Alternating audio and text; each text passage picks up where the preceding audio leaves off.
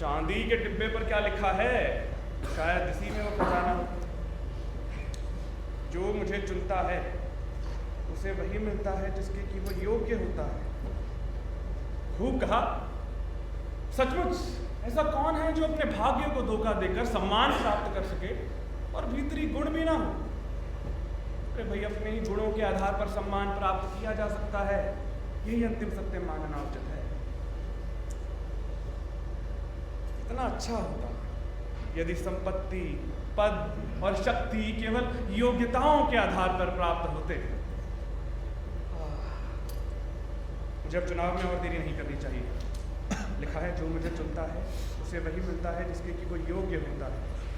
इसका मतलब मुझे वही मिलेगा जिसके कि मैं योग्य हूं।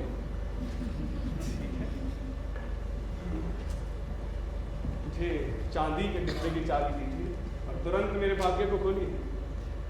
श्रीमान राजकुमार, चाबी है। इतनी देर सोचकर भी फिर नतीजा निकला।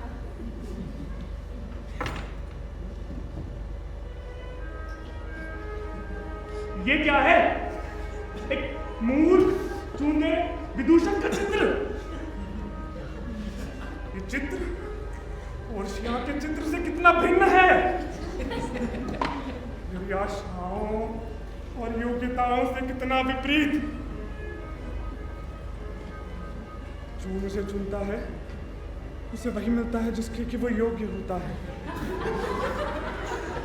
क्या मैं इस मूर्ख शीश चित्र से अधिक कुछ भी प्राप्त करने की योग्यता नहीं रखता? क्या यही मेरा इनाम है? क्या मैं इससे अधिक कुछ भी प्राप्त करने की योग्यता नहीं रखता?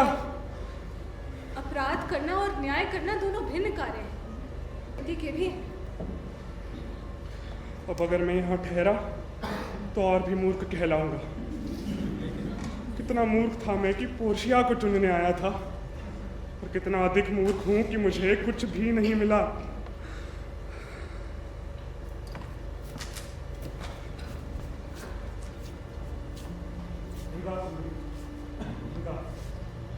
मैं अपनी प्रतिज्ञा का पक्का बना रहूंगा और अपने दुर्भाग्य को धैर्य से सही करूंगा।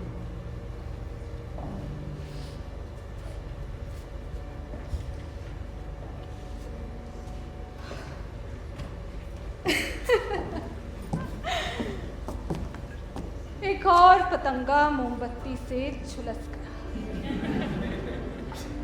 ये मूर्ख जो इतने चतुर बनते हैं, चुनाव से पहले कितना समय लेते हैं, और सदैव ही उनकी मूर्खता गलत चुनाव करने की ओर उन्हें धकेलती है। पुरानी कहावत कितनी सही है कि शादी और फांसी दोनों ही किस्मत के हाथ है।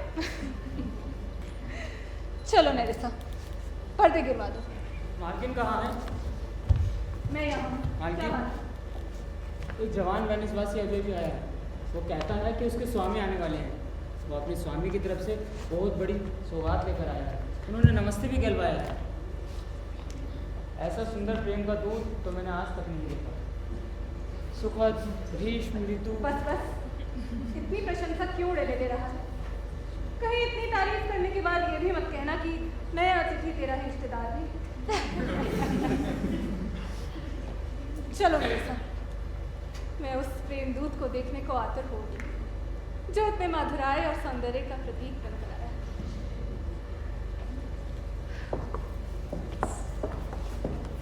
हे कामदेव, ऐसा करना कि ये व्यक्ति बेसेनियो ही हो।